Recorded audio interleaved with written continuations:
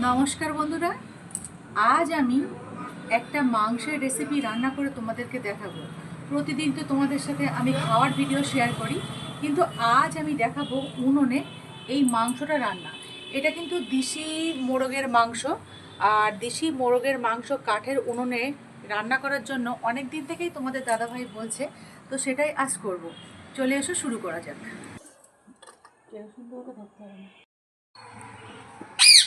তো বন্ধুরা, উনুনটা জ্বালিয়ে কিন্তু কড়াটা চাপিয়ে দিয়েছি।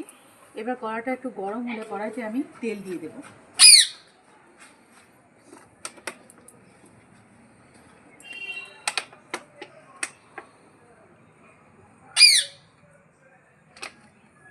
তো তোমাদেরকে দেখিয়ে দিই এখানে কি কি আছে। এখানে দেখো, মোরগের মাংস আছে, এখানে আছে পেঁয়াজ, টমেটো কুচি, ধনেপাতা কুচি, এখানে আদা, রসুন, কাঁচা লঙ্কা, জিরে, মরিচ আর ধনে একসাথে পরিমাণ মতো আমি মিক্সার মেশিনে বেটে নিয়েছি। এখানে কেটে রেখেছি আলু, এখানে নুন, হলুদ, লঙ্কার গুঁড়ো, আর ফোড়নের জন্য এখানে নিয়েছি আমি জিরে, তেজপাতা, শুকনো লঙ্কা আর গোটা গরম মশলা। এগুলো ফোড়নের জন্য ব্যবহার করব। তাহলে এসো রান্নাটা শুরু করা যাক। তো বন্ধুরা, তেলটা গরম হয়ে গেছে। এবারে প্রথমে আলুগুলোকে আমি ভালো করে নেব।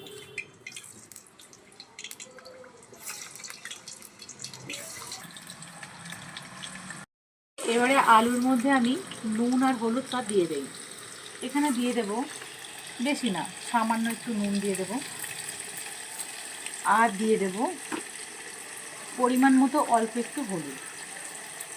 আলু ভাজার জন্য যেটুকু নুন হলুদের প্রয়োজন সেটুকুই কিন্তু দিয়ে দেব।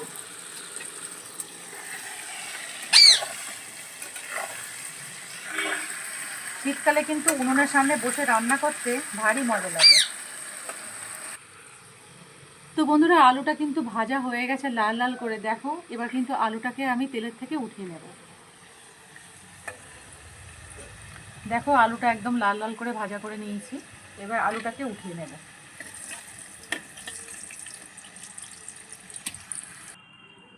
তো বন্ধুরা, তেলের মধ্যে এবারে দেখো, এই সামান্য একটু চিনি ফোড়ন দেব। এই চিনিটা যখন গলে যাবে, মাংসর কিন্তু খুব সুন্দর একটা কালার আসবে। এবারে দিয়ে দেবো পেঁয়াজটা।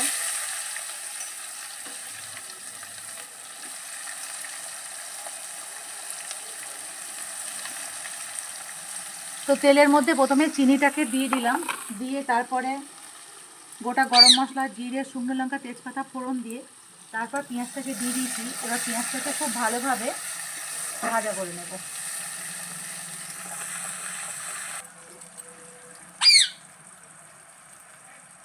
তো বন্ধুরা, পেঁয়াজটা দেখো অনেকটা কিন্তু ভাজা হয়ে গেছে। এবার এখানে আদা, রসুন, কাঁচা লঙ্কা, জিরে, ধনে আর মরিচের যে পেস্ট আছে সেটা দিয়ে দেব। আমি কিন্তু সব কিছু মশলা একসাথে করে নিয়েছি, তোমরা চাইলে কিন্তু আলাদা আলাদা করেও করে নিতে পারো।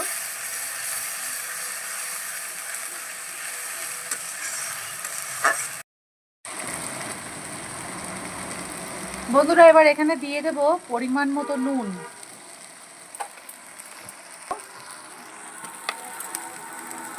পরিমাণ মতো হলুদ, আর দিয়ে দেবো লঙ্কার গুঁড়ো। যেহেতু কাঁচা লঙ্কা কিন্তু পেস্ট করা আছে, তাই লঙ্কার গুঁড়োটা একটু অল্প করে দেব।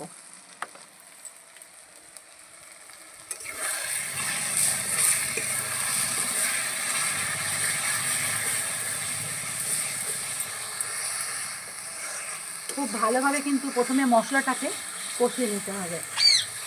মশলা কষাতে কষাতে যখন তেল ছাড়বে, তখন কিন্তু মাংসটাকে দিয়ে দেব। এবার এখানে দিয়ে দেব টমেটোটা, টুকরো করে কেটে রাখা টমেটোটা দিয়ে দেব।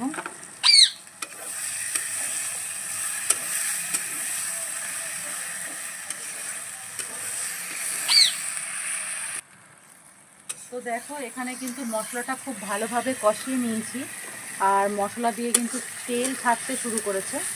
এবার এখানে আমি মাংসটাকে দিয়ে দেব। মাংসটাকে দিয়ে দেব।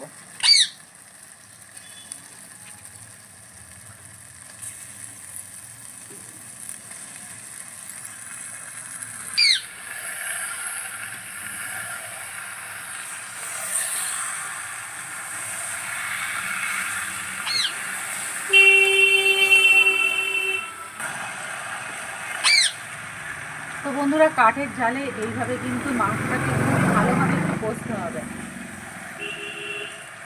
খুব ভালোভাবে মাংসটাকে কষতে হবে।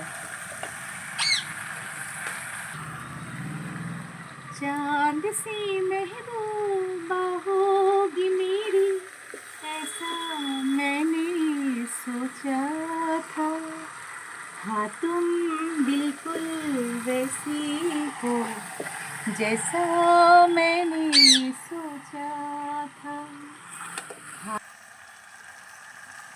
তো ছেলের জন্য 2 পিস তোলা যাক। বন্ধুরা কষা মাংস খেতে ও তো ভীষণই পছন্দ করে। তোমরা কে কে কষা মাংস খেতে পছন্দ করো অবশ্যই কিন্তু একটু জানিও। তো সাইডে রাখ।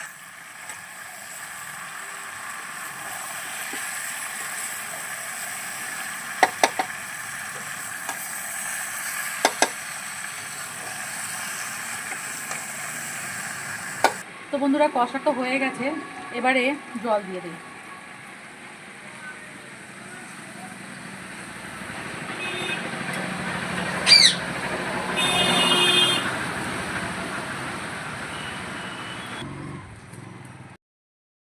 তো বন্ধুরা দেখো ঝোলটা কিন্তু খুব ভালোভাবে ফুটে উঠেছে। এবার এখানে আমি স্বাদ অনুযায়ী আরেকটু নুন দিয়ে দেব,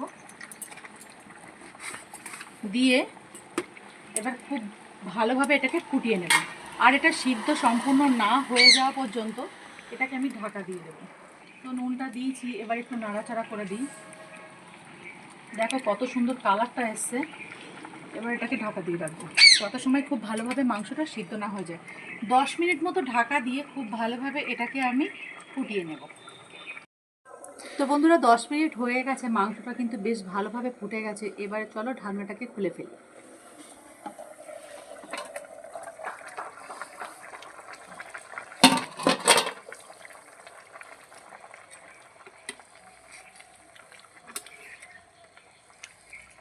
দেখি আলুটা সিদ্ধ হলো কিনা। হ্যাঁ, আলুটা দেখো খুব ভালোভাবে সিদ্ধ হয়ে গেছে, মাংসও কিন্তু ভালো মতো সিদ্ধ হয়ে গেছে। এবার আরও একটু ফুটিয়ে নেব, খুব বেশি পরিমাণে ঝোল রাখবো না, যার জন্য একটু ভালোভাবে ফুটিয়ে নেব।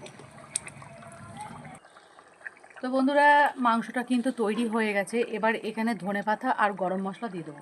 এখানে গরম মশলা দিয়ে দেবো, এখানে গরম মশলাটা দিয়ে দেবো প্রথমে, আর যতটুকু আছে দিয়ে দিই সম্পূর্ণ। আর এখানে দিয়ে দেব কিছুটা কুচিয়ে রাখা ধনেপাতা।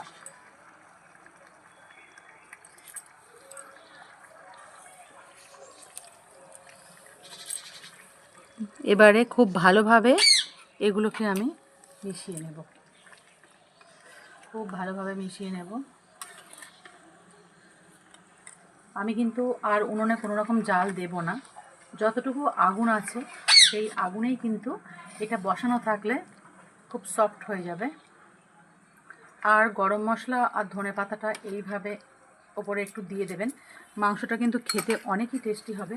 তারপর এবার কি করব, এটাকে আবার আমি ঢাকা দিয়ে দেব। ব্যাস এইভাবে 10 মিনিট রেখে দেব। 10 মিনিট পরে আমি উনুন থেকে নামাবো এবং গরম গরম সার্ভ করব। তাহলে কেমন লাগলো আজকের রেসিপিটা? যদি ভালো লাগে তাহলে অবশ্যই আমাকে একটু সাপোর্ট করো, একটু ভালোবাসা দিও। নমস্কার।